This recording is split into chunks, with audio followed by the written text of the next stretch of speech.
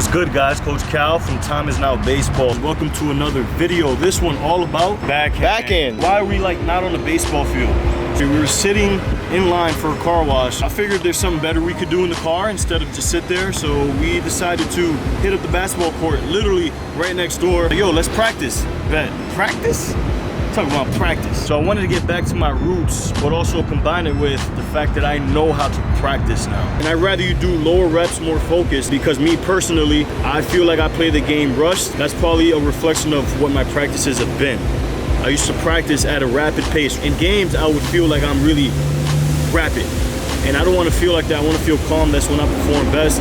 And I think it starts with the practice. So make sure you're doing slow, focused reps. And I think that's the first step a lot of you guys got to take, is know how to practice. It's one thing going to practice and taking 100 reps where you're developing bad habits, as opposed to singling out 1 or 2 ideas per practice and really nailing it on the head. This is what we're going to do today. Today's all about the backhands, everything you need to know about the backhands in this video. This is a version 2 because we did make one, a version 1. If you haven't seen that, you can watch it up here. But right now, again, we just ever evolving, so I learned more stuff about the backhand. Let's get it. One important thing about the backhand is that you want to isolate parts of the backhand. So part 1 is going to be the hands. Right now I'm isolating my upper body completely, my hands completely.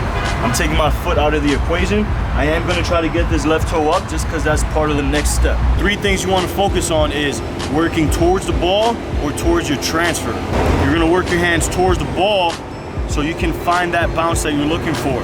The backhand gets a little deeper on you, that's when you're gonna try to work your hands towards your transfer, just because you're already going that way. The second thing you wanna work on is the swivel. So when I'm catching this ball in the backhand position, my thumb is down, and then kind of bring the thumb up towards my transfer. This way, I'm just keeping everything at a flowy pace, at a connected kind of movement. Third thing we wanna focus on with the hands, catch this ball right here on the bunny ears. That's what you wanna do. You wanna think, that's funny? So you want to catch it on the bunny ears, right? You want to catch it right in this spot. That's the third component, because you always want to know where that ball is. So if you're always trying to catch it in the consistent spot, you're going to know where that ball is. So when you're making that transfer, it's a little bit easier. Yeah, think of using your hands, and your glove is just a protection, right? So I'm trying to use my hands. I'm not trying to use my glove, because that's where snow cones happen. That's where a lot of you guys get hit off the heels, right? That was a big one. This takes away a partner. That's if you don't have a partner. This takes away any other factor. It's just you and your body and what you want to work on. The second part of this backhand progression is leg. This is where you focus on these 3 things. You focus on getting that right foot. I'm talking about fighting that right foot behind the ball. That way you're always in an area where you have a chance to make the catch.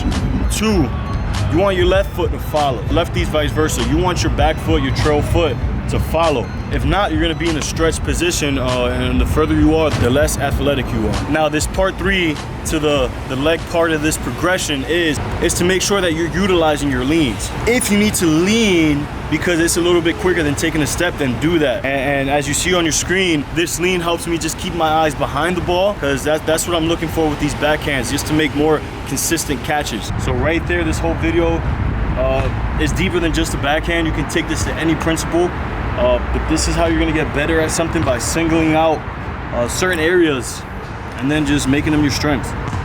Randy Orton says something like that. By the time you find a weakness, I've already made it my strength. I think that's a dope quote, because if you struggle with the backhand, right, it's gonna be hard to be a shortstop. Why not work on that, complete your game as a shortstop? If you're a pitcher who throws hard but can't control, then sacrifice some of that oomph for some more control. If you haven't already, hit that like button, hit the subscribe button and the notification bell.